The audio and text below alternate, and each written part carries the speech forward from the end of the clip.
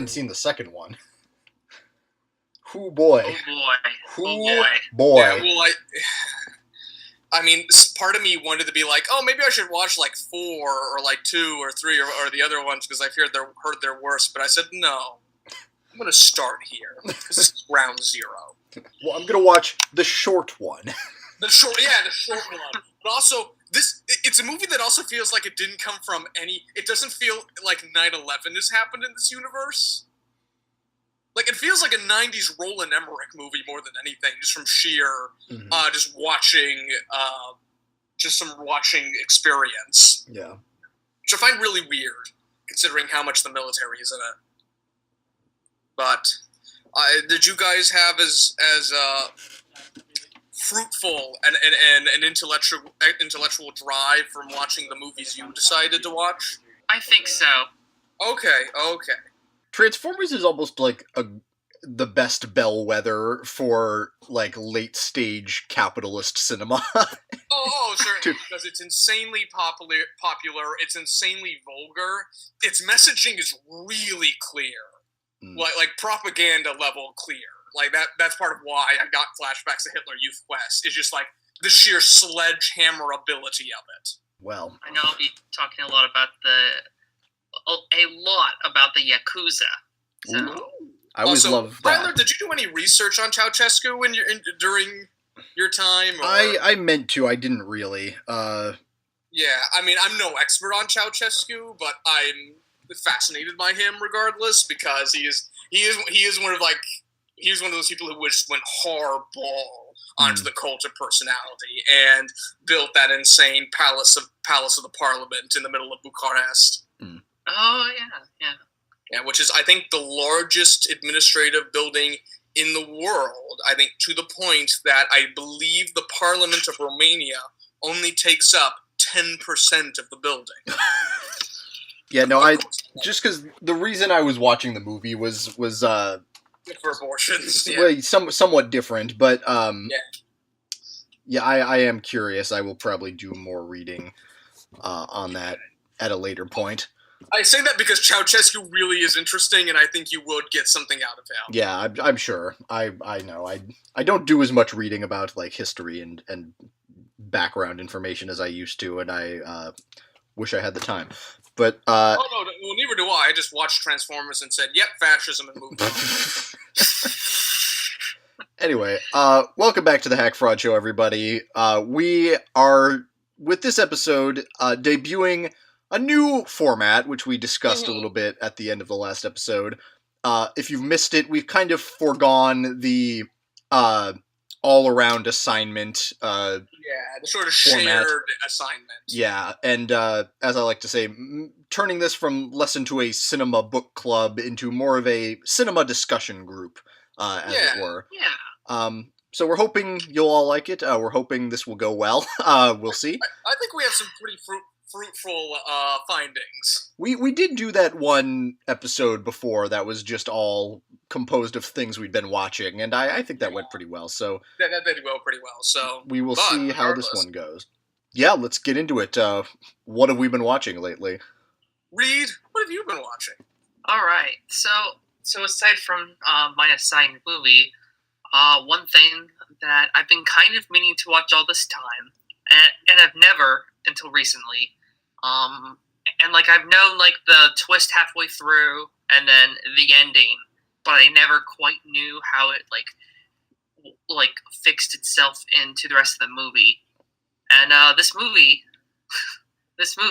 oh boy, it's really fucking solid. Surprisingly, on who it comes from, this is M. Night Shyamalan's The Sixth Sense. Yes. Well, I mean, like how long was Shyamalan kind of the Hollywood golden boy? Well, he made this. When did he become a pariah? Not until... Because Signs, like, still did pretty well. Yeah, people like Signs. I think... Which came first? Was it The Lady in the Water or The Happening? Let me... I think Lady in the Water came first, if I'm not mistaken. Check. Yeah, Lady in the Water. Oh, okay, no.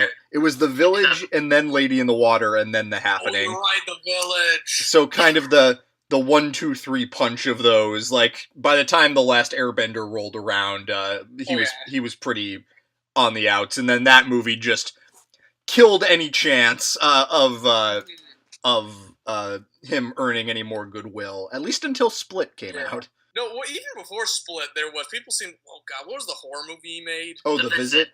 The Visit. People seem to like The Visit. I heard that was a schlock fest. Well, wasn't it a found footage movie?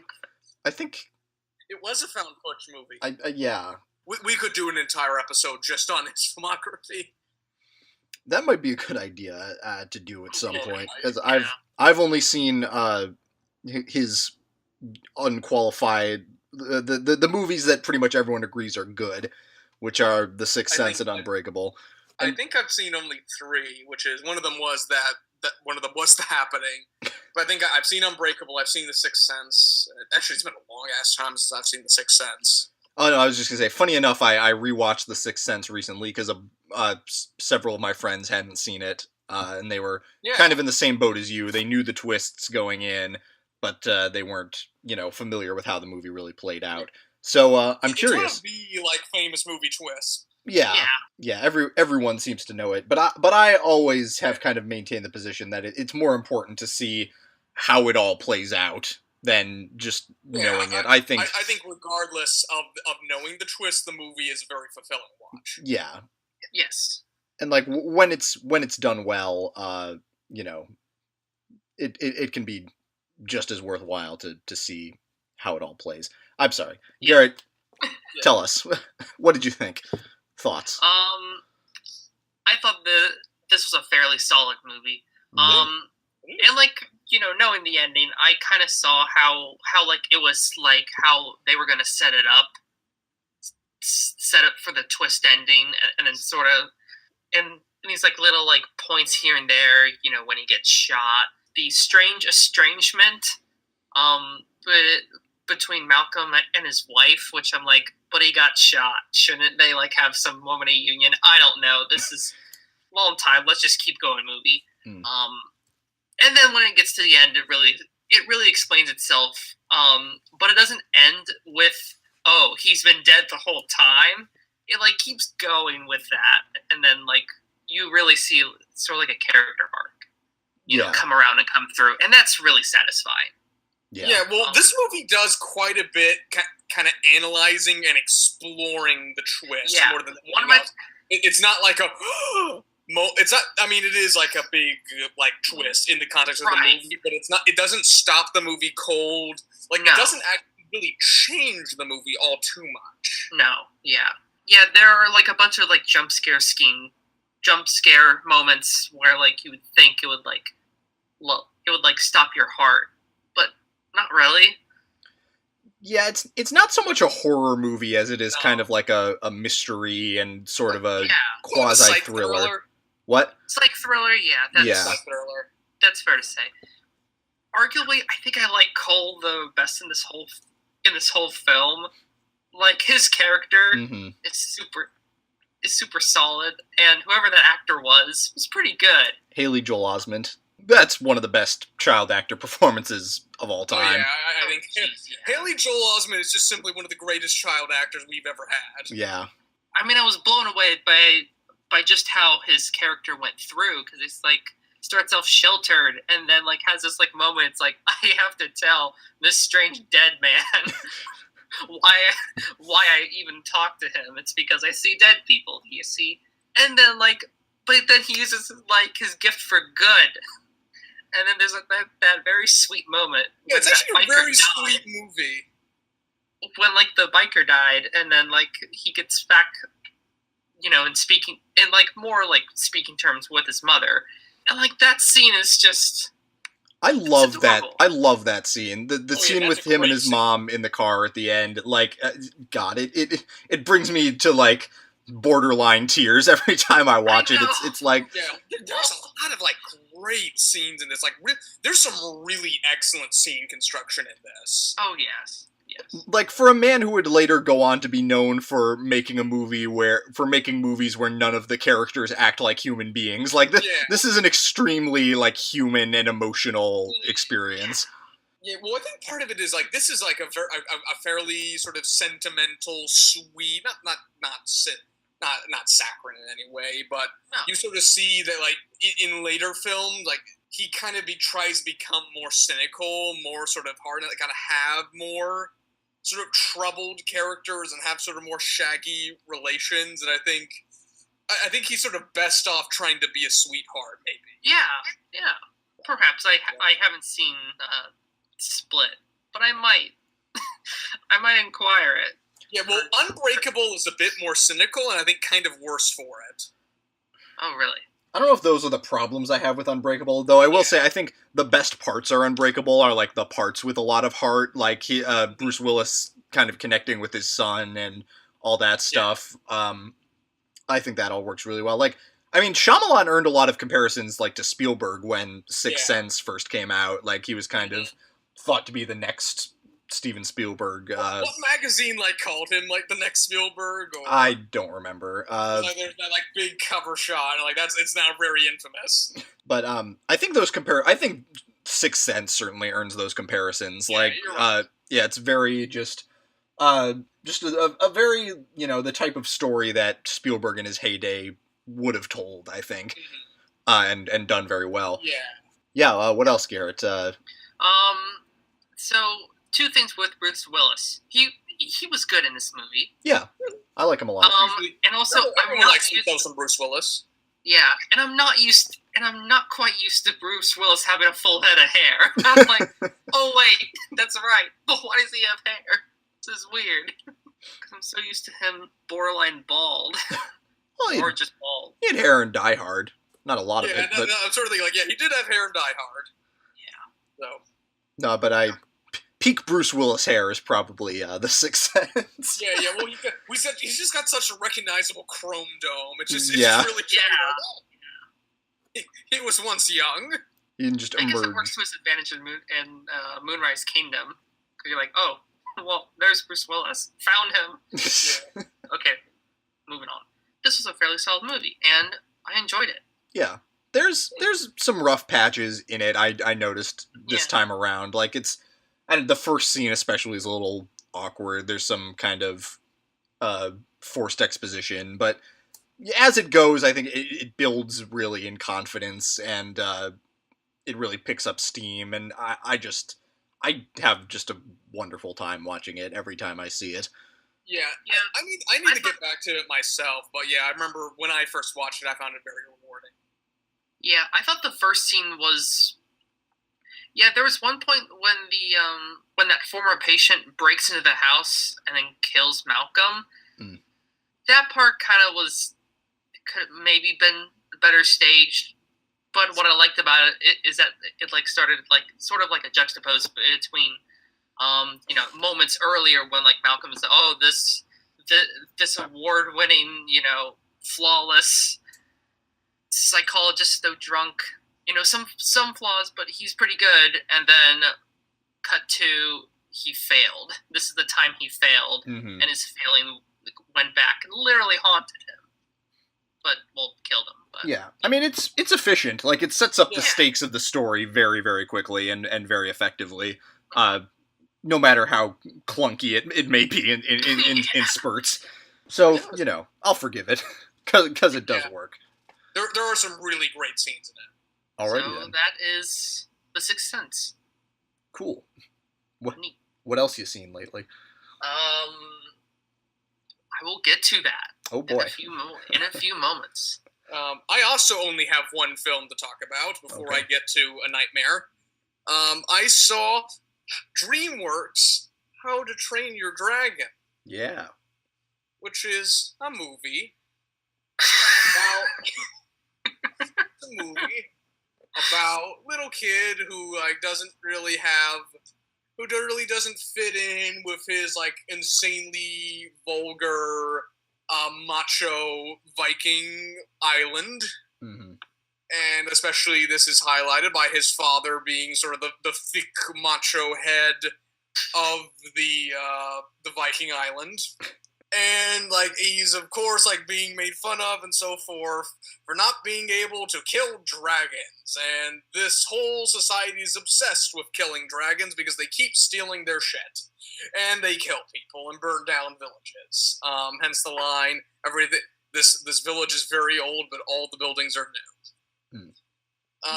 So he decides to try and augment his sort of lost masculinity, as it appears to him, by building crazy contraptions to try and help them in killing dragons, one of which is pretty much just a fucking net. But his inventions ostracize him more so, which leads to more scenes of the father saying, "You've disappointed me, son." But at one time, one of his creations actually works, kind of. He burns down a village in the meantime, but he catches one, and he goes off into the woods and finds what's the name of the dragon? Toothless.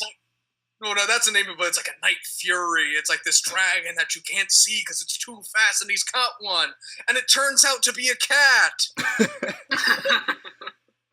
Because like they're like their way of sort of sympathizing a fucking dragon is just to make it look like a big cat. It's like got this like it's got like this sort of long, elongated nose and mouth. It's got like these giant, literally cat eyes. Well, it should be noted, this movie was co-directed by Chris Sanders, who also did Lilo and Stitch.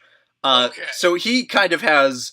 His niche is turning otherworldly creatures into house pets to some degree. Yeah. And there's a long tradition of animated movies turning mythical creatures into house pets. Like, how many like movies are there where they just turn like dragons or like tigers or something just into dogs? Yeah. So, but actually, like, as much as I'm making fun of it for just kind of being like one of these like, ostracized kid learns to grow up and change the society around him. There are some really good scene constructions in this movie. Like, Gerard Butler plays the big, thick leader of the Viking town, and it's actually a really good performance. Like, even through this kind of pseudo-Scottish Nordic accent, there's, like, some, like, really good moments. Whereas, is that how he actually talks? How he really talks, yeah. That's not true. Gerard Butler? Is that really how Gerard Butler talks? Yeah, he's Scottish. Like, this is the strange thing I've always found about this movie. It's like, it's Vikings, which are, associated with Scandinavia. Which are Scandinavia, but they cast mostly Scottish actors to play, like, the adult Vikings. Like, you got Gerard Butler. Like a Scottish kind of Irish soundscape as well. Yeah. Like, here's some, like, faint bagpipes in there. And Craig Ferguson does another voice. Like, it's always struck me as odd, but I guess that's what they were going for. Don't they wear kilts too? Maybe this was more intentional than I thought. Well, the Vikingness of them are kind of like Wagner Vikings more than anything. It's not like anything actually Viking. Sure. But like that. But it's like it's kind of all about being like, well, what do Americans think like Nordic Europeans are like? And I guess what we think they're like is Scottish.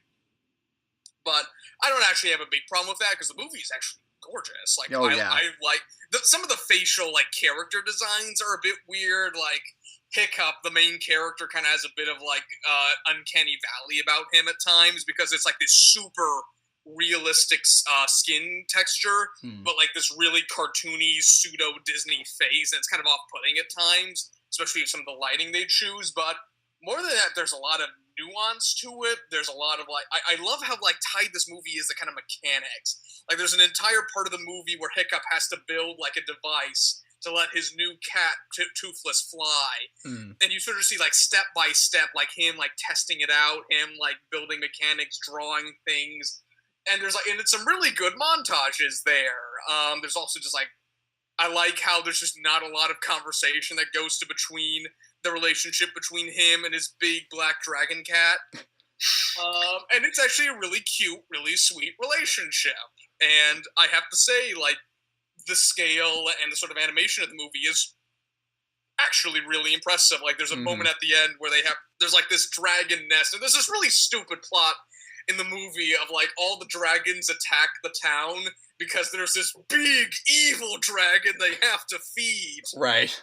And there's a point where they go, and there's like this big nest they go to, and there's a point where like the Vikings come and invade, and like some of what they do with scale and the scale of the dragon, like the armies that come forth. There's some really impressive animation in that. Some really impressive sort of battle sequences. This is maybe DreamWorks' most like gorgeously animated movie. Like, yeah. There's like the point, like there's like some of the moments are like Hiccup and Toothless are just flying in the sky amongst like the orange-kissed clouds. Yeah. And you see them come up into the night. It's really good. Those sequences are... It's pretty good, too. Yeah, it's incredible. I will say, this is the movie that's kind of often held up as like the best DreamWorks movie, and I've never quite been able to go along with that, just because... I haven't really seen enough DreamWorks movies to really say that definitively, so I'm not going to speak my tongue towards that. I wouldn't call myself... I don't know if I'm a DreamWorks expert, but I'm well versed enough that I would say like I think a lot, like the elements, so many of the parts of this movie are just incredible. I think there's some like really good scenes. Yeah. I think I just love the moment where Gerard Butler just puts the hand on his shoulders and says, "I'm sorry." Mm-hmm. And you just really feel, and this is like a scene we've seen in a billion other movies, but they really are able to sell it through really good scene construction. I think maybe that's what maybe holds me back just a little bit. Like, this movie does like a lot of things you've seen before, like really, really well. It's boy and his dog meets ostracized kid. Like, right. That's a billion other movies. Yeah. But there's some really great craft they have towards that. Right. Yeah. And I'm willing to forgive it for like it's more like mediocre bits for like some really good animation. That being said, I wasn't like thrilled by the movie. I don't think it's a great movie. Yeah. But for what it is, I think it's really successful. Yeah. I guess I can kind of see why people would kind of regard this as one of the best. Oh yeah. No, it's up there for sure. I lean more towards, I mean, you know me, I tend to prioritize the story construction and stuff above the story is a lot of other things. And even my supporters were like, "Oh, come on, please, we'll just skip this." Can I just get to the bit where he flies the dragon and does circles? One thing I do kind of appreciate though is that like at the end of the movie, like he loses his leg in the battle, and yes, that's great. That's actually really honestly refreshing. No, it's very good because like not a lot of kids movies like really, especially now. I think they used to do this more. Like they don't really like address like how your actions have consequences, and I think there's a lot of like, okay, you can like reverse time and like get back everything you've lost, like that idea of the happy ending being everything's back to the status quo. Whereas in this shows like everything's different, everything's changed, everyone is acting differently, everyone looks different as well. Like I think they've done like, I think they did some like subtle animation to make him kind of look older as the film goes on, because he kind of looks older by the end than he does at the beginning. I think that's interesting. I know they definitely did that between movies, like in the second one. But I think there's just it's very subtle, it's very small, but I think they did some of that in this. So, you may be right about that. I'll praise the animation, a lot of like the filmmaking. The story it's there. It's not bad. It's just not eventful per se. Yeah. But hey, I'll take it. Yeah. No, it's We're good. missing some really great filmmaking and some animated films. Yeah, for sure. That is what I've been watching. All right. And of course, I looked at like the little black dragon and went, "Oh, it's adorable. It's like my kitty." Of course, I was going to do that. Yes. But Tyler, yeah, what have you been watching? Well, I'm glad you asked. I finally got around to watching Terrence Malick's The New World. I watched the longest cut available to me, which was the nearly 3-hour extended cut. Yep. Now, bones of this movie, very straightforward and simple. It's the Pocahontas story. Colonists come to Virginia to establish their colony. They come into conflict with the native peoples. Pocahontas and John Smith have their sort of romance. Then he leaves. She's depressed for a little while. Then she marries John Rolfe. Then they go to England and meet the Queen and the King. And then she dies. And that's pretty much it. That's the plot. They do the thing where they age her up, right? How's that? Like, do they like age up Pocahontas or not really? I think in reality she's like 12. Oh well, it's interesting actually. The actress who played her was 14.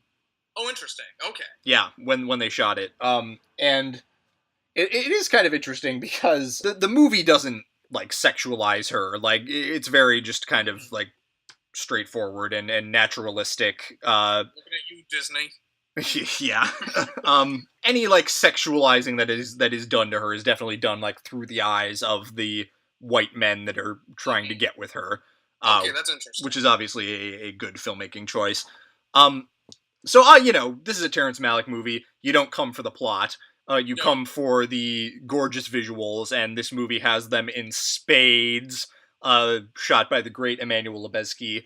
I have no idea where they shot this movie, but like it looks incredible. There's just so many wondrous shots of sweeping across nature vistas and going across the water and things like that.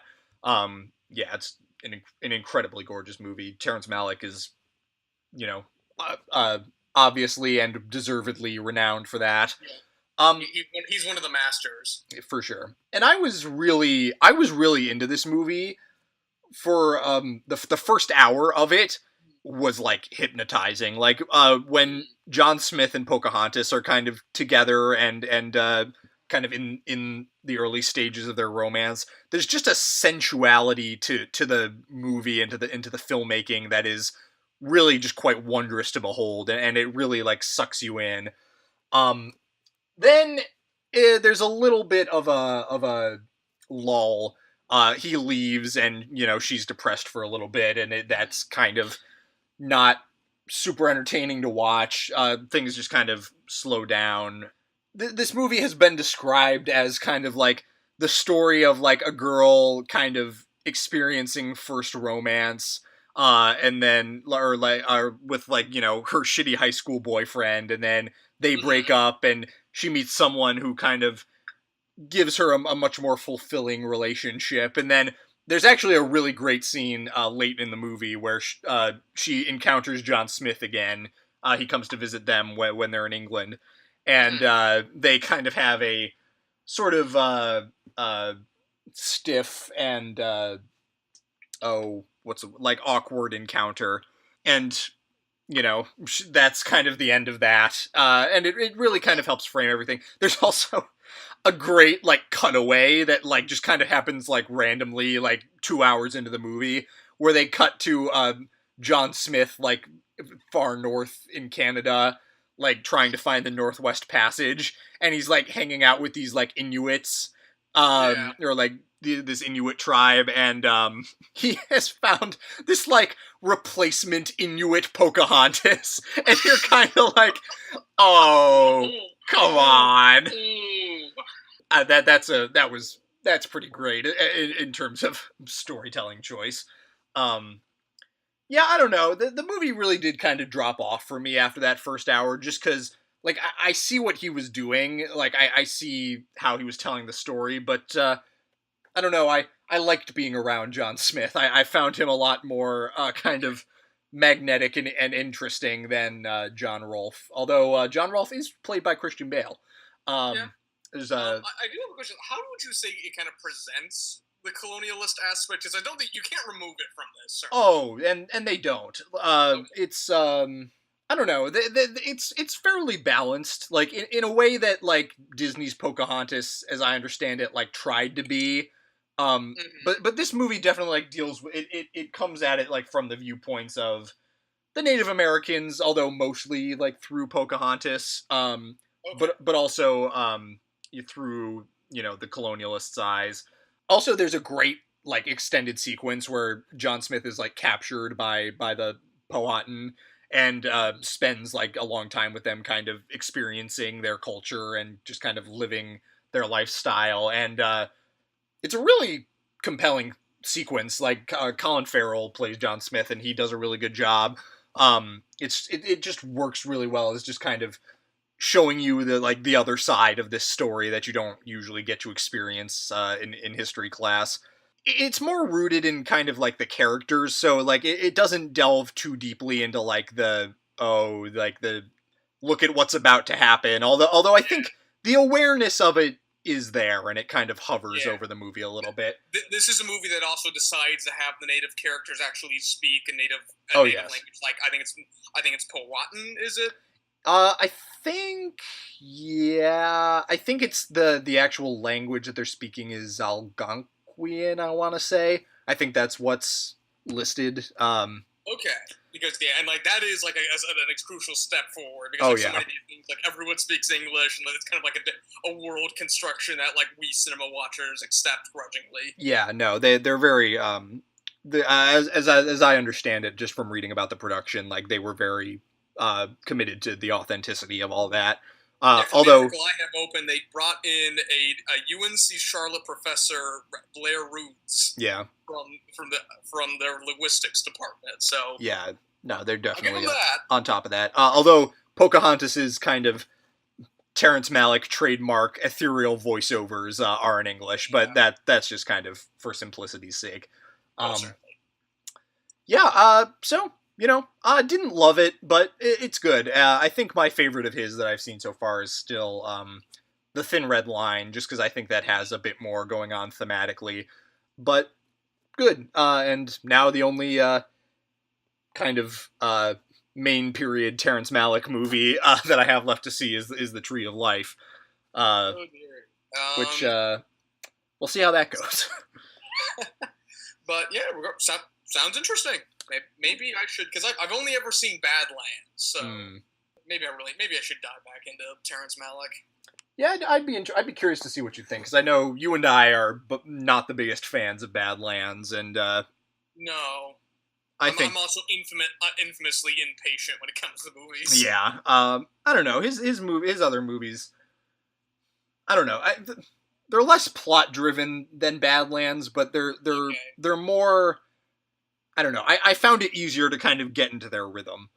Okay. Because Badlands, I don't know. There's a lot about it that I found like kind of jarring. Like yeah, and there's also just like a lot of character construction that seems to like go nowhere, and like the wayfishness is distracting. Yeah, no, I agree, and I think his other movies do a much better job at kind of finding a wavelength and kind of letting you settle into it. Okay. So yeah, there you go. Perfect. Let's see. I also went out and saw Spike Lee's BlacKkKlansman. Yes. Which is very good. Okay. All right. Okay. Not an all-time classic, I don't think.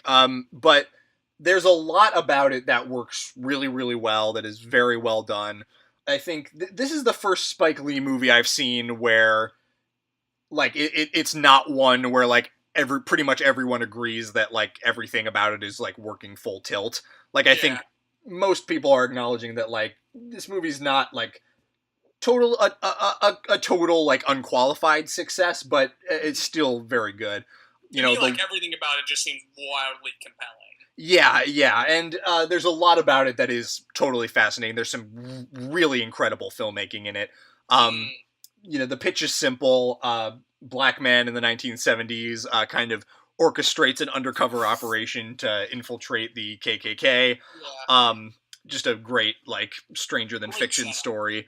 And it's interesting. It actually takes a little bit of time to get to that point. The movie's a little long in the tooth. It's 2:15, as Spike Lee's movies tend to be. They tend to fall on the longer side. Yeah.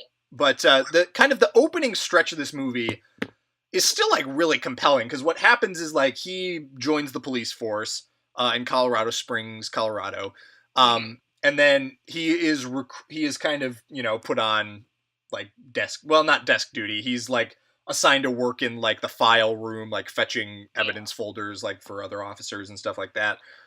He experiences kind of the racism of the department and its officers and stuff. Then he's assigned to go undercover to investigate the former Black Panther Stokely Carmichael is coming to town for a speaking engagement. So he's assigned to go undercover to keep an eye on that. Yeah. What is it? Wasn't it at this point that the Black Panthers were branded as a terrorist movement, or They don't go too far into that. Also, I'm not sure exactly what year this movie takes place, but Okay. yeah, there's definitely that element to it. And then he kind of goes to the speech, and you see Stokely Carmichael, or what, I forget what the name was, because he's going, at this point he's going by the name he adopted, I think, after he went to Africa. Kwame Ture, that's it. Okay. So he goes and sees him speak, and in typical Spike Lee fashion, it reminded me very much of the long stretches of Malcolm X, where you're just watching Malcolm X speak for a long periods at a time. You just kind of like see like his whole speech, and like there's weird kind of flashes of the crowd, and like you see the protagonist in the audience kind of watching this happen, and you kind of get the sense that he's sort of experiencing like this philosophy kind of for the first time. It's really interesting and really compelling. Like, you almost want to say like, okay, this doesn't tie too deeply like into the story, so like this may not have been necessary, but this is what Spike Lee does. He really, this is a pure scene. I mean, and anything, honestly, any cinema about the Black Panthers, I'm all on board for, because they are fascinating. Yeah, he is very, very, very engaged with all that stuff, and very interested in it. And then there's another scene like later in the movie where I don't want to spoil this cameo, but there's a certain well-known elderly figure of the Black community that has a cameo appearance as like this old activist giving a speech to like this Black activist community, talking about the, like a lynching he saw like many years ago, and that's sort of intercut with David Duke giving a speech at a Klan meeting. And like those are the parts of the movie that are really just like firing on all cylinders. Yeah, like, this sounds like everything I would love in one place. Yeah, no, that stuff's all great. It does kind of happen in spurts. I will say that. Like, a lot of the movie like they spend more time kind of once the sting operation actually gets going. They spend a lot of time with that.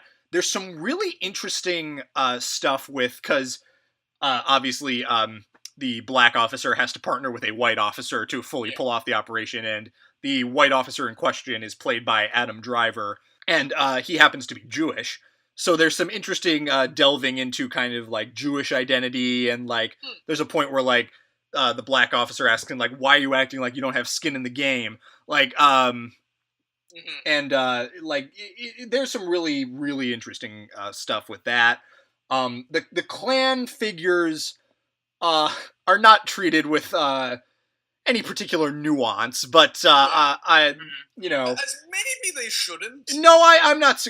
By no means am going to say that they should be, especially with everything that's going on now, which very much informs this movie. It's interesting, actually. It feels like a lot at times like Spike Lee is almost addressing this movie like straight to Trump supporters, like in a way. Like it feels like he doesn't want to just preach to the choir. He's like very much trying, like, again, in not a particularly subtle way, to like kind of reach the people that you kind of would expect not to see this movie. Well, I don't come to Spike Lee necessarily for subtlety. Oh, no, and no one should, but like it's interesting. It almost maybe goes too far with that, with like kind of hammering home the parallels at times. Like, there's a point where like David Duke says like "America first," and they like chant it over and over again. But also that's also kind of historically accurate, because America first goes back to American sort of American neo-Nazis, actually not even neo-Nazis, during the Second World War. Yeah, actually before America joined, when like that was the moment for those who said America shouldn't join the Second World War. Yeah, no, I'm not going to say it's like misplaced or anything. It's just, at times it's kind of like, okay, I get it, but again, like the times that we are in, subtlety may not be what's called for at this time. Parody is dead, subtlety is dead. Yeah.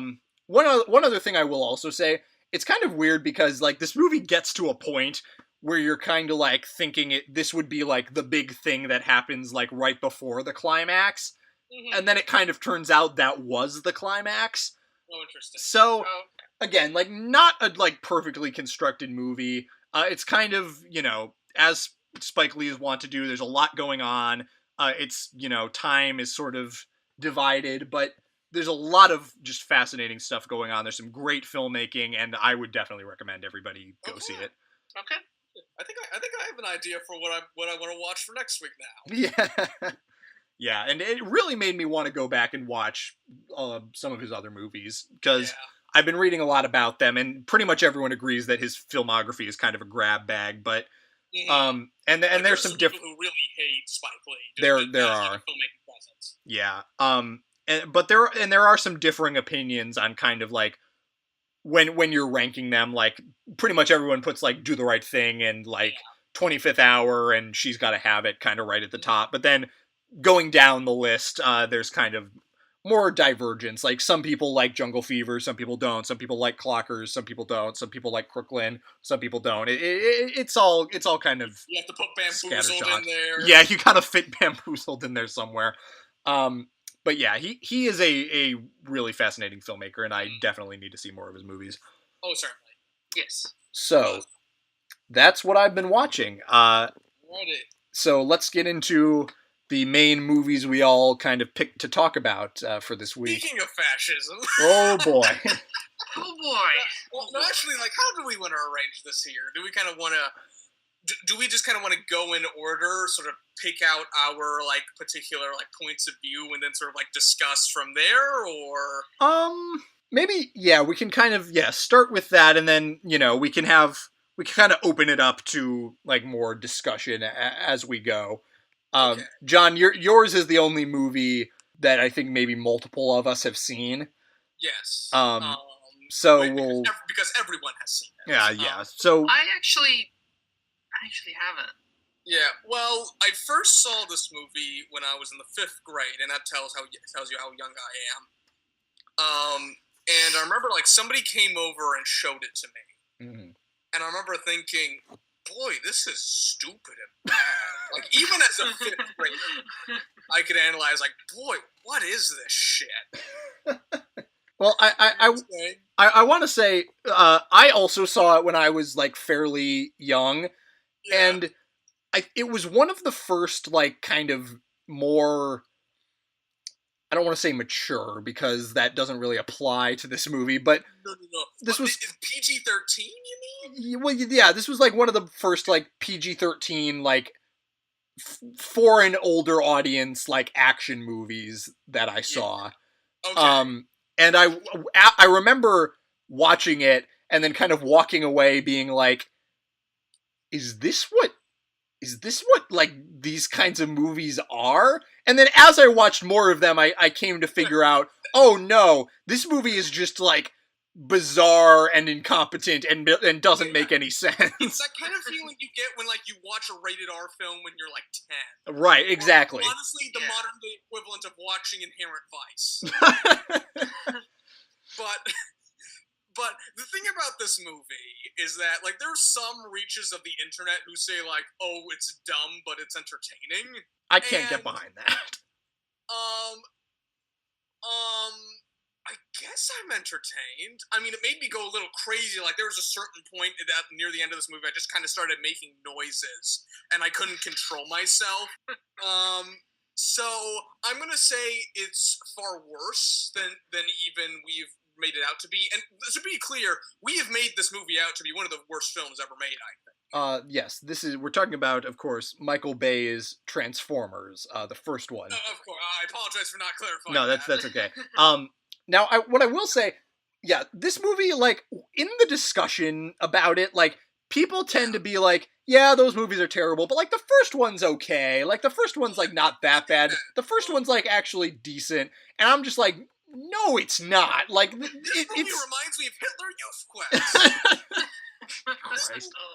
This is a movie about an America depicted as, like, weak and decadent and effeminate, and it proposes to us via the introduction of these hyper-masculine, hyper-militant aliens whom come to Earth that they are what humanity should strive for, and we Americans, we must strip ourselves of our weak, decadent, effeminate touches and become soldiers. We must become militant. We must become efficient and hard-boiled.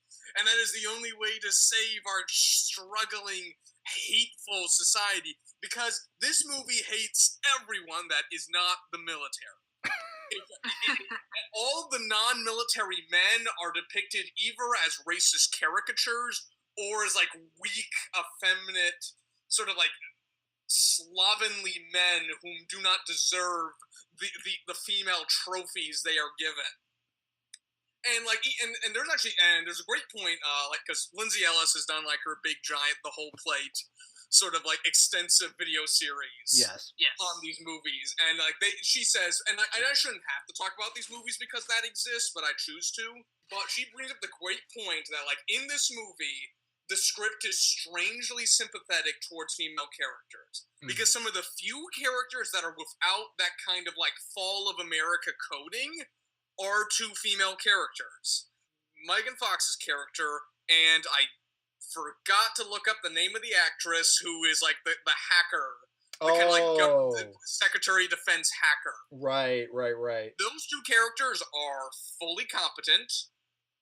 They are like they don't seem to be dependent per se, but all their work, all their contribution is in support of white men. Right. Rachel Taylor is that actress, by the way. What? Rachel Taylor is that actress, by the way. Rachel Taylor, who's actually probably the best actress in the movie. Yeah, she's pretty good. She's pretty good. And like there's a lot to be said about like Megan Fox in the movie. She's terrible. It's an awful performance, but like her as a character is weirdly three-dimensional. And weirdly because the movie seeks to undermine her in every other way, in terms of just framing, like how they dress her, how they react to her. So the fact that she's three-dimensional at all just seems weird. Right. All of that's been discussed by a much more authoritative film studies voice than I. What I'm here to say is that like this movie is actively fascist. And I'm not just here to say like like Trumpism because I actually think this is slightly different than Trumpism because Trumpism actually really hasn't declared what its idea of the individual American is. Right, because it doesn't have one. Yeah, it doesn't have one. Yeah, no. He's white, he's straight, he's racist, but that's about it. And those elements are here. Like every character in this movie is a sort of horrifying racist caricature. All the black characters are screaming. Yeah. All the Hispanics speak in like almost like Spanish parselton. It is ludicrous. There's a point in this movie where like they bring like a little like Nokia phone to become a transformer. They mention how it's Japanese. And then, as a transformer, it turns into a samurai, which is one of the most shockingly racist things I've seen in a 2000 movie ever. But beyond that, there's like there seems to be a bit in this movie that for us to become the perfect militant idea, we must shed ourselves of these inferior minorities. Because at one point in the movie, is it Rachel Taylor, right? Yes. Rachel Taylor goes to her former black coding buddy. Yeah. Played by Anthony Anderson. Anthony Anderson. Whom says, I ate the whole plate. The whole plate. And is infused with every kind of, like, racial, black stereotype dog whistle you can imagine. The scene where he's, like, screaming at his grandmother is one of the most repulsive things I think I've ever seen in a movie. Grandmama, drink your prune juice is one of those things that kind of just brought me back to when I was watching Triumph of the Will and my mind was melting. Jesus Christ. Jesus.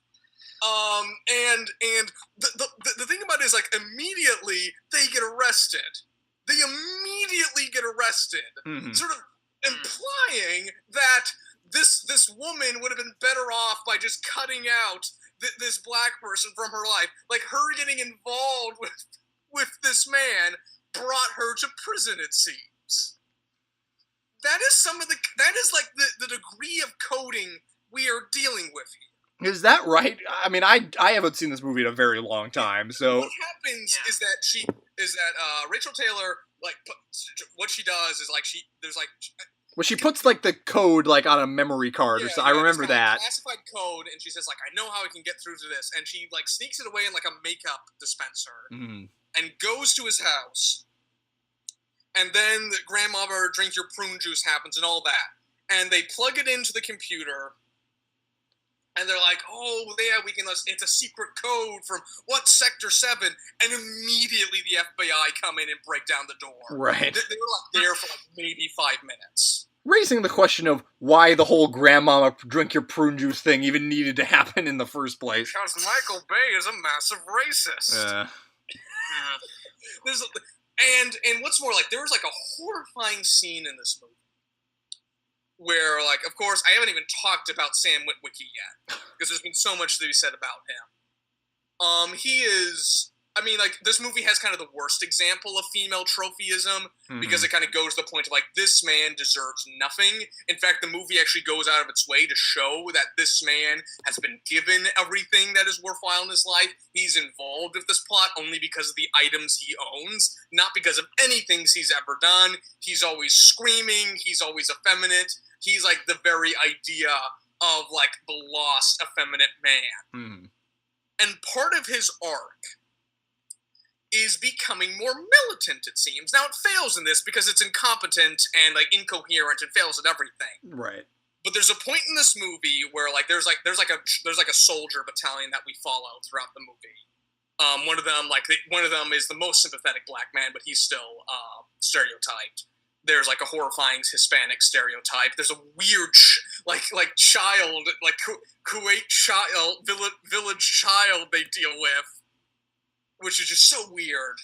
But at one point, they're all in L.A., I think. Like, how this movie cuts things together is so weird. Because especially at one point, like, we cut to an abandoned train station in Detroit. And which I want to say that's obscure, but that's one of the most famous abandoned buildings in the world. Like, I think you would see that. But regardless, they're there, and at one point, like, one of these soldiers tells Sam Witwicky, we need to get the Air Force here. You go up to the top of this building and run around flare, and he says, I can't. I don't have any qualifications. What the fuck am I supposed to do?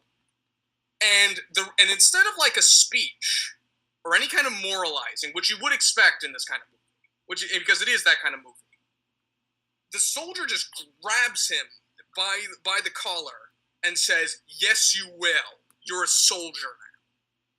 Making the insinuation that his arc is to become militant.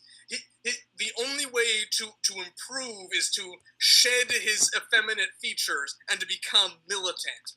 And good God, like, Lindsay Ellis is not joking that sometimes you are in this movie and it feels like a military recruitment ad. Yeah. There are extensive scenes of just like watching military procedure and watching military formation, and military characters like the Secretary of Defense and so forth are the only non-stereotyped or non-sort of caricaturized characters in the movie. Yeah. The movie has an active subplot about John Turturro as like this secret government agent. But even he is shown as incompetent and effeminate, and you show him in his underwear, and he can't get a radio going, and like and that sort of thing, and like they show the entirety of that of like Sector 7, this like secret government organization. They show it to be evil and like not worth anything, and they show like the Secretary of Defense and like these military figures coming to it and saying, "You don't have you don't have authority. We do. We're the military. We wear the pants here." Yeah. Actively implying that governmental organs and any form of expertise is worthless, and we just need to get these very good, very nice military men in charge, which I think is the backbone of most kinds of fascist thinking. Now, that being said, I don't actually want to call Michael Bay that much of a fascist. Refresh me on it, but I think one point Lindsay Ellis brings up is that one of the reasons why this movie feels so much like a military recruitment tool is because it's because Michael Bay and producers got a grant. Yes, that is right. The U.S. Department of Defense. Yes, the U.S. Department of Defense lended them the planes and the military hardware for filming. Which is why I'm sitting here saying I'm not too sure how much Michael Bay is necessarily a fascist. He's certainly a racist. He's certainly a terrible person. I think it's very fitting that John Turturro based his performance on Michael Bay. He's come out and said this very bluntly. But what we see is that I'm not sure whether or not they wanted to cheapen production costs or whether or not, like, these propagandistic elements they actively agree with. But at a certain point, that really doesn't matter because whether or not the people who made it are fascists doesn't really matter. Because I'd argue the film itself advocates for fascism on just about every level. From its scapegoating, from its coding, from its just sheer wanton love of military prestige and military hardware, and just the military figures in general. Worth noting, I think, that a lot of... this is actually fairly commonplace. Like, Hollywood movies will often get some sort of, like, agreement or, like, partial funding or something, like, from the military. Man of Steel has the same backstory. Yeah, and then because of that, they will then, like, present the military in a way that is kind of glorification and look at our great non-problematic military figures. Yeah. And it must be known that, like, Avengers was actually denied that grant because apparently it wasn't propagandistic enough. And I'm paraphrasing. Right, I'm paraphrasing a paraphrase in that, but that is the bones of it. Yeah. But the strange thing about this movie, I think, is that it feels like it was made before 9/11. There's a point in this movie where Rachel Taylor is on Air Force One. Or no, is it Rachel? No, it's not Rachel Taylor. Is it Rachel Taylor? It's just some stewardess. Is it just some stewardess? Yeah. Okay, so, and, like, they're on Air Force One, and she has to go get the president ding-dongs because, George Bush is a redneck. She goes into the elevator, and she sees a boombox, which is a transformer trying to disguise itself. It's like there's like a deceptive. There's like this. I don't know whether that thing is racist, but there's so much coding just in that fucking, like, abomination robot that runs around the Air Force One. But it hides itself as a boombox, and instead of saying, like, "Oh my God, that's a bomb," because that's the kind of coding we're used to. Because I am used to, like, as a post 9/11 person, to say, there's like some mechanical, electronical object I don't recognize in a place where it shouldn't be. That should be a bomb. That's the sort of paranoia that you kind of build up. And especially when you're on Air Force fucking One, I'm certain all those people should be trained in that. But what she does is she just picks it up and sets it somewhere else. And, like, the spectacle of this movie and the destruction of it, and, like, the role of the military and the role of the government, it feels like a Roland Emmerich movie. It doesn't really feel like a kind of, like, hyper-parent. It's not 24. It's not Jack Bauer. It is Roland Emmerich, and I find that quite strange because of how it portrays. Because it's clearly from a post 9/11 world. In like how it portrays the military, how it portrays but, like, there are things like there's an entire subplot of this movie where the U.S. might go to war with Russia over the Transformers, and I'm just thinking, like, and there's not we do have, like, that little, like, army base in Qatar, which I think is kind of a post 9/11 reference, but there's not a single mention of something like Al Qaeda or, like, the Taliban or anything resembling the war on terrorism or the Patriot Act or any of that, and I find that rather strange. And have you seen any of the other Transformers movies? I saw the second one. Yeah, only the second one. And does only the any second of one. that come up in the other ones? Not that I recall. No, because for me it's been about 10 years since I've seen Dark Moon or whatever the hell it's called. Yeah, because even something like 2013's Man of Steel is chock full of 9/11 imagery, and so much of these movies are chock full of 9/11 imagery and 9/11 iconography, and this is strangely absent of it. Isn't there a moment? Because I do remember one thing that, like, when this movie came out, there was some sort of controversy because, like, Isn't there a part where like one of them like turns into a plane and like flies through an office building? Does that happen? Yep, it does happen. Okay. Oh, Yep, I can send you a video clip of it. But that's part of like why I think it seems to come from a pre 9/11 world. Yeah.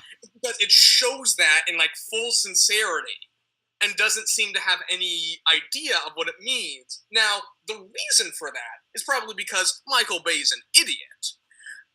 But like the fact that like anyone else doesn't mention it is deeply strange to me. Just considering like the way it's portrayed. It's a movie in a strange sort of time capsule. Yeah. It seems to have informed quite a lot of our modern blockbusters, especially in like how they look, because we've seen a lot of like visual imitators to like the Michael Bay aesthetic. But it seems more from the '90s than anything. I think Roland Emmerich is far more is a comparison is quite a good comparison to this. I can't really speak to that. I've never seen a Roland Emmerich movie. Honestly, neither have I. But I'm just sort of but I'm very aware of the iconography. Oh wait, Sure. wait, hold on. Wait. What? I've seen White House. I have seen White House Down. So I don't remember a lot of this, other than Well, when I say Roland Emmerich, I'm talking about things like Independence Day, Right. Or like his big like cast of $1 billion, which is kind of what this is, to be honest. Like this movie just jumps from like so many characters, and it pretends to care about all of them, but in essence, it cares about none of them. Oh yeah, there's so many dropped threads in this movie. Like, I have no idea. I don't even remember like what happens with Josh Duhamel like in this movie. Neither do I, and I just saw it. I do think maybe this is because like Independence Day was kind of the touchstone for like a military inflected like sci-fi action movie at this point in time. Yeah, maybe you're right. So I imagine that might have something to do with it. Huh. You know, that's interesting. That's probably I haven't really thought of that, but yeah, there's probably the maybe this kind of replaced Roland Emmerich as a touchstone.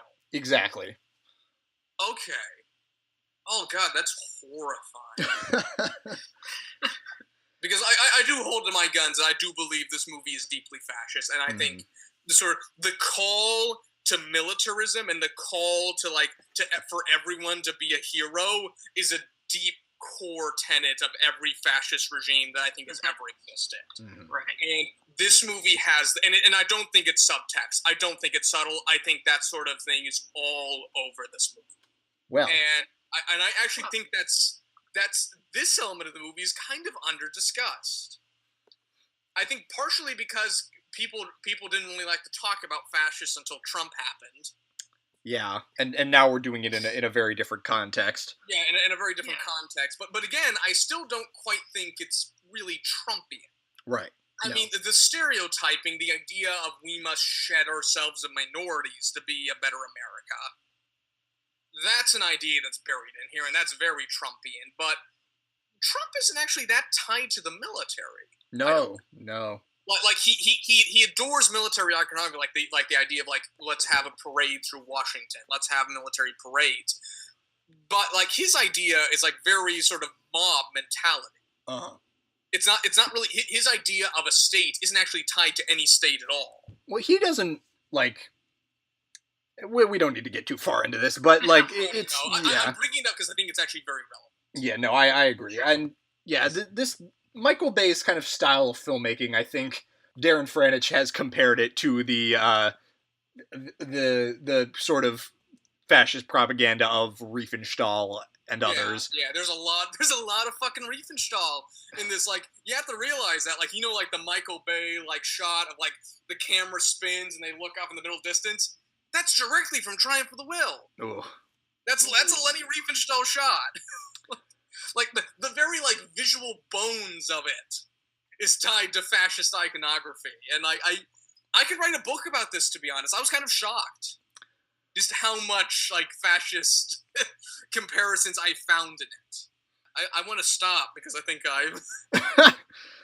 Yeah, we're I don't have much else to say. Like I could go on and on about just how this movie is just a total and utter mishmash. That weird scene where Sam's parents talk, like Sam's mom asks him if he was masturbating, like all that stuff, just preposterous. But I don't think I can. There was no amount of preparation you can have for seeing Bumblebee pee on John Turturro.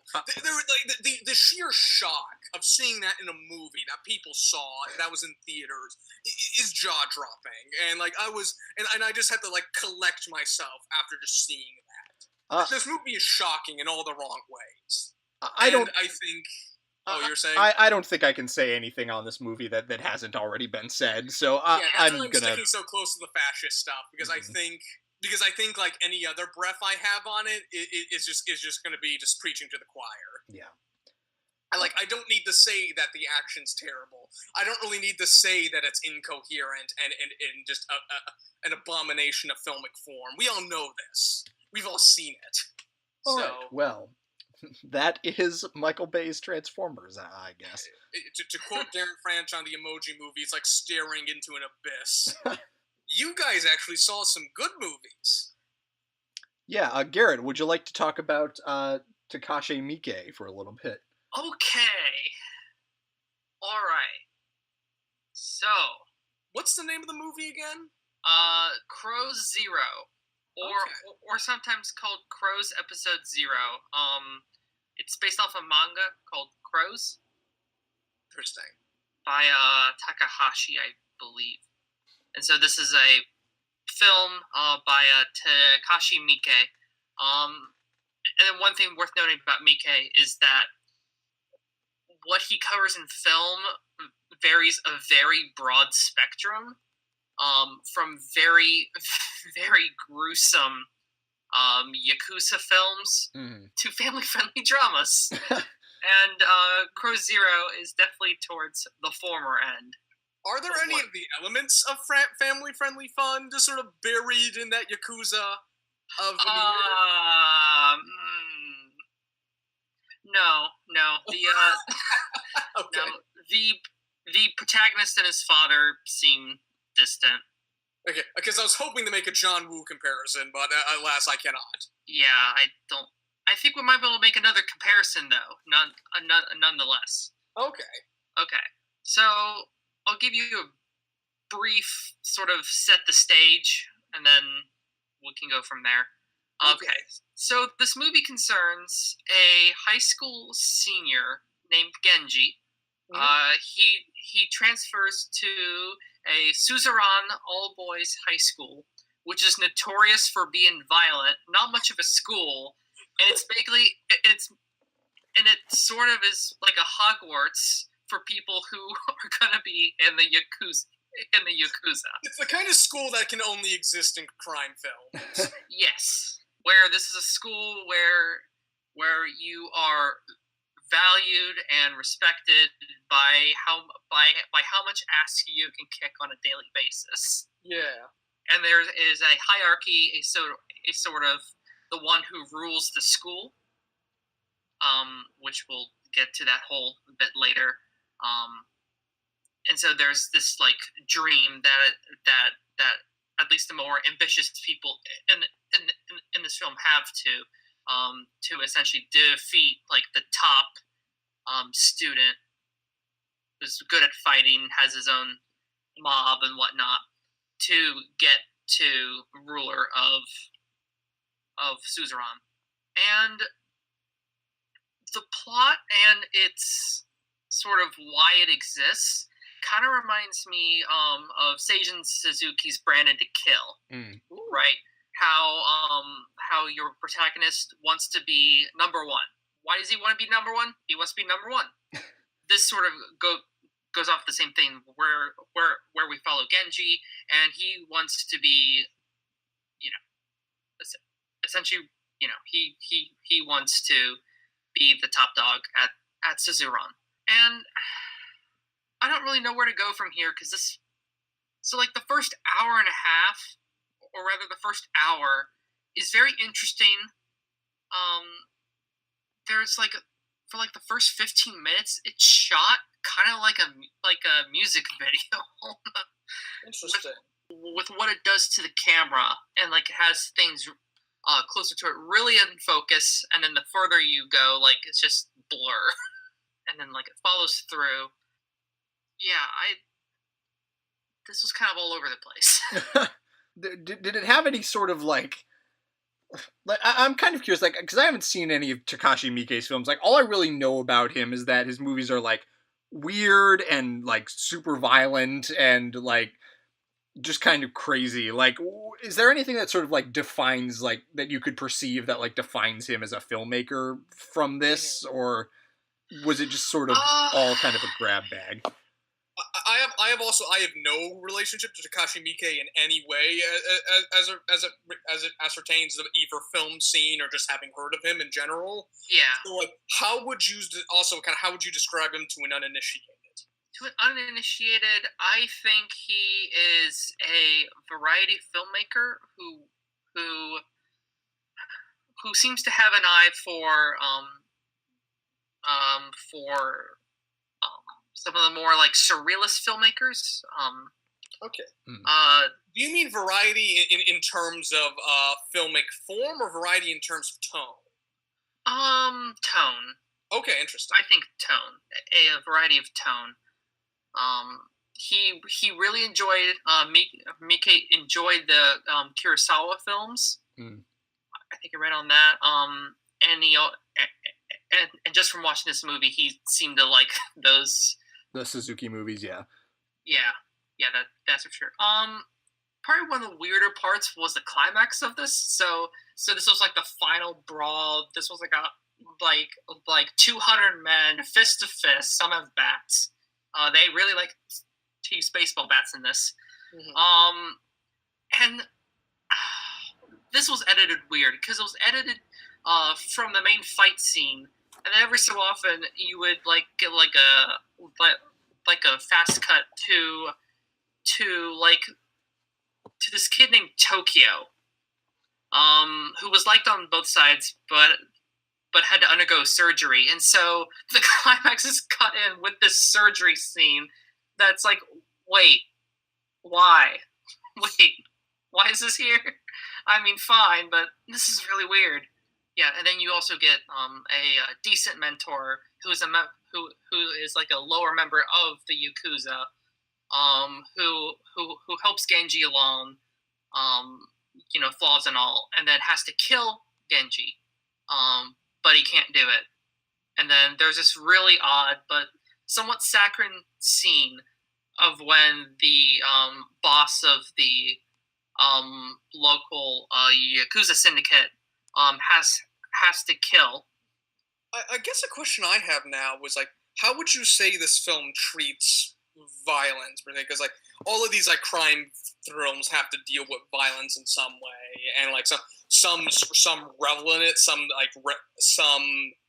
sort of have deep hesitations about it. Sort of, where would on that spectrum you say this lies? This really loves violence. Interesting. This screams this screams the whole at least what people nowadays call big dick energy. Okay, interesting. Where it, like, this is definitely a movie for like a 14-year-old boy. Okay, interesting. Really fixated on violence, like super into violence. That it's like it almost goes past the point of like surreality. Okay, interesting. Are there many? So I assume there aren't many female characters then. There's like one main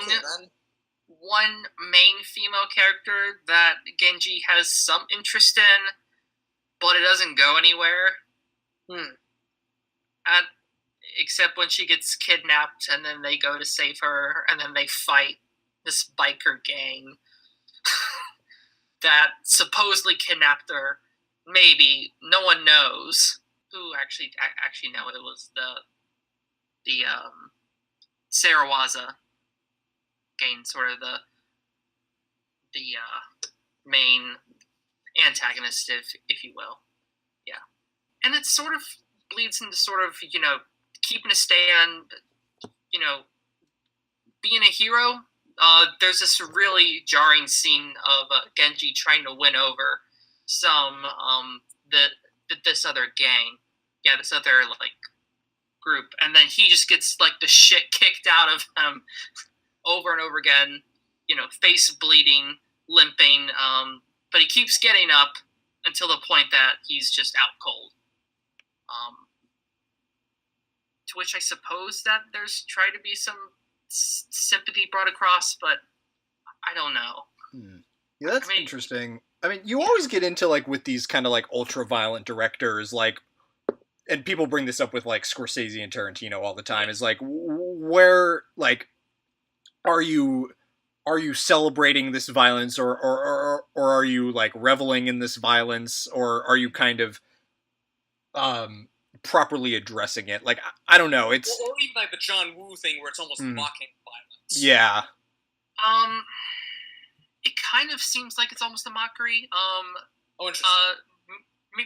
Miike definitely doesn't hold back in trying to mock the more Yakuza characters. Mm-hmm. The mentor, which is a dropout of the school, who is lower member of the Yakuza, is almost played like a comic, just like a total screwball. So you get the sense that like other members are just like that as well. I don't really know how to talk about this movie. Would you describe it as problematic? What? Would you describe it as problematic? I think so. Yeah. It doesn't seem to say that there are consequences for stepping boundaries, especially with the especially with the school, and then the Yakuza sort of lurking in the background, like weaving in, and especially with all like the violence and near death experiences, all these high schoolers who look like they're 26 get into, because it just seems that they're beaten to a pulp on the edge of death, but then cut to the next scene, they're all better with some little bandages on their head. It's like, oh, is there any point when they just stop? No? Okay. That's fine. So, yeah. Well, alrighty then. I'm not sure if this is representative of his of Miike's work, Okay. but I know that there's a much more violent film. Well, he's well known for kind of pushing the boundaries and really certainly. The dealing in explicit violence. His kind of most well known and most famous or most acclaimed movie, at least in the West, is called Audition, which is like kind of a horror movie, sort of, but like I think it has like a lot of other things going on, and like it's known for its like very kind of horrific torture scene at the end, which I haven't seen it, but I saw a clip of it when I was maybe like 14 or 15, and that was enough to like scare me away from watching it for this long. Yeah. So we'll see if I ever get around to it. Yeah, he actually sounds really interesting, and I'm not always against films that leave me saying I'm not too sure what I just watched. Yeah. So for the first hour or so, hour and maybe some odd minutes, it doesn't take itself too seriously, and then at some point it does, and then you just start having fun. Mm-hmm. Okay. With it, and it's like, okay, can we just leave? The supposedly even more violent movie is called Ichi the Killer. Oh yeah.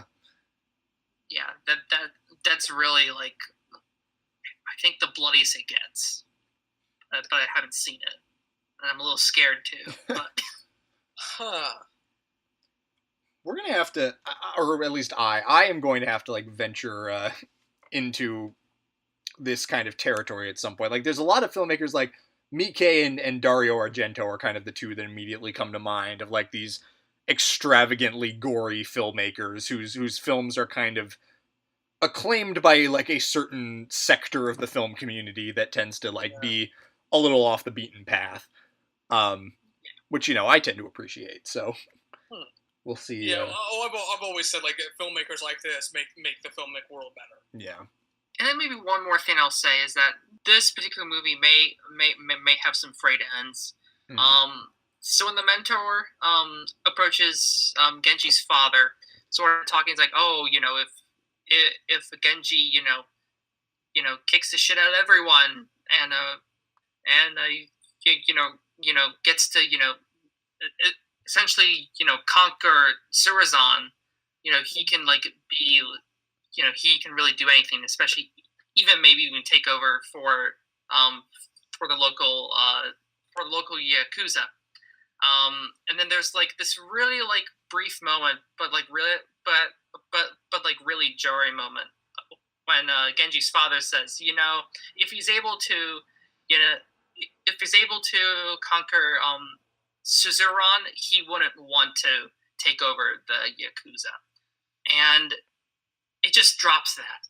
It just totally drops that. There isn't any, there isn't really any thinking on Genji's part afterwards. It's like, do I really actually want to, what's after this? What keeps going? There's none of that. It's just, charge full ahead. Yeah, there are times this just was kind of shallow. Interesting. Kind of shallow. So that was Takashi Miike's Crow Zero. This sounds interesting nonetheless. Yeah, I'll get around to checking him out at some point. Anyway, all right. So this is running really, really long, and I kind of have to go. So, I was gonna talk about 4 months, 3 weeks, and 2 days. I'm fine with saving that for next time. Are you sure? Yeah, no, don't worry about it. Okay. So I will get into that. Also, this will give me the opportunity to do a little bit more research on the background of everything, which I think would be good. So we'll get to that next time. Do you guys have any idea or inkling of what you're going to watch for next week? I'm gonna go watch Malcolm X and then try to see BlacKkKlansman in theaters. Ooh, fun! So my Spike Lee watching experience is just way overdue. Yeah. So I won't be able to podcast next week. Okay. Unless we wanted to do it at 11 o'clock on Wednesday, and I'm sure no one wants to do that. I can't say I'm thrilled with that prospect. Yeah, so for in 2 weeks' time, I think I am going to attempt to watch Agnieszka Holland's Europa. Ooh, that's a good one. I'm gonna seek that out. Yeah, that's I can talk about that movie forever. Excellent. So. Alrighty, and then I will do a little bit more research on 4 months, 3 weeks, and 2 days. I may watch a couple of horror movies. I have a couple in mind that I've been meaning to get to. Possibly Don't Look Now. Possibly some other stuff. I would kind of love for your horror movie research to kind of blend over into this space. I think it may well do that, and I think that'll be fun. All right, so thank you all for joining us for the Hack Fraud Show version 2.0. Yeah. We're gonna figure out the time issues coming forward. Yeah, we'll get it figured out. Anyway, thanks everyone, and we will see you next time. Good night.